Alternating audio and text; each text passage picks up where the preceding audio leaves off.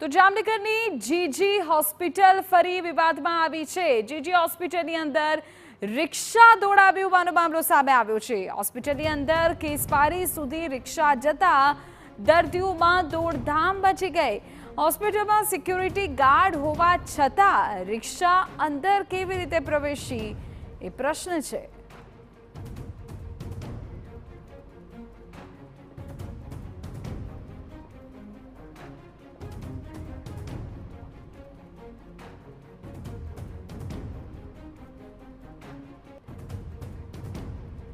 आप आ दृश्यમાં પણ જોઈ શકો છો જીજી હોસ્પિટલની અંદર રિક્ષા કેસબારી સુધી પહોંચી જાય છે। તમે જુઓ કે હોસ્પિટલ્સ છે તો સ્વાભાવિકપણે ત્યાં દર્દીઓ હોય, જો કોઈ અહીં કોઈ દુર્ઘટના સર્જાય તો આખરે કોણ જવાબદાર એ પ્રશ્ન છે। હોસ્પિટલમાં સિક્યુરિટી ગાર્ડની પણ હાજરી હોય, કેસબારી સુધી રિક્ષા અંદર સુધી પ્રિમાઇસીસની અંદર સુધી કેવી રીતે પહોંચી જાય એ પ્રશ્ન અત્યારે થઈ રહ્યો છે। જીજી હોસ્પિટલનો આ વધુ એક વિવાદ કે જે અત્યારે સામે આવ્યો છે।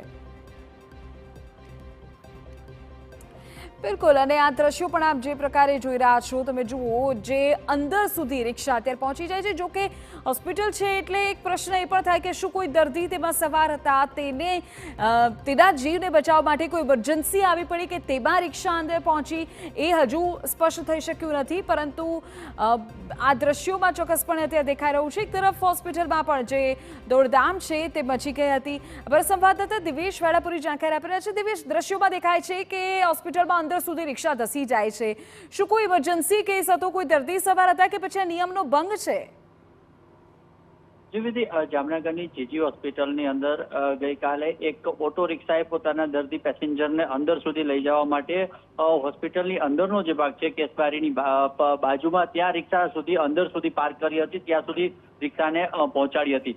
સામાન્ય રીતે જ એક જીજી હોસ્પિટલના મુખ્ય દરવાજા પાસે એમ્બ્યુલન્સ સુધી આવવાની જે જગ્યા છે ત્યાં સુધી ઓટો રિક્ષા કે દર્દીઓ માટે આવવા માટે પરમિશન ને પરવાનગી હોય છે। પરંતુ અંદર જ્યાં દર્દીઓ અને દર્દીઓના સગાઓની અવર જવર રહેતી હોય છે, મુખ્ય જે માર્ગ છે કેસબારીની જ્યાં લાઈનો હોય છે ત્યાં સુધી ઓટો રિક્ષા લઈ જાય છે।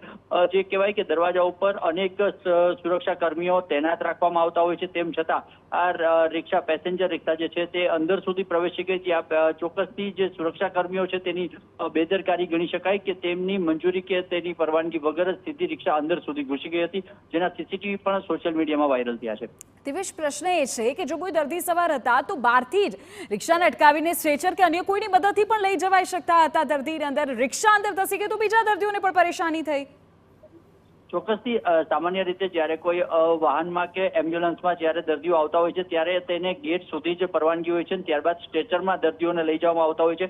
પરંતુ આ રિક્ષા ચાલકે કોઈને પણ પૂછ્યા વગર અને સિક્યુરિટીની નજર ચૂકવીને તે ગેટની અંદર જ સીધી રિક્ષા અંદર પ્રવેશી કરી લીધી હતી અને તેના કારણે અન્ય દર્દીઓને પણ હાલાકી થઈ છે।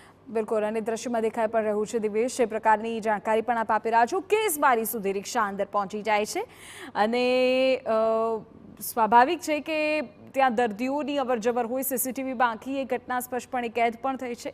અન્ય જે લોકો હતા તેમાં પણ અફરાતફરીનો માહોલ સર્જાઈ ગયો હતો। કેસબારી સુધી રિક્ષા કેવી રીતે પહોંચી ગઈ, બહાર કેમ સિક્યુરિટી ગાર્ડે અટકાવ્યા નહીં, બહાર કેમ જો દર્દી સવાર હતા તો તેને અંદર જલ્દી લઈ જવા માટેની કોઈ વ્યવસ્થા શું નહોતી, એ પણ પ્રશ્ન છે।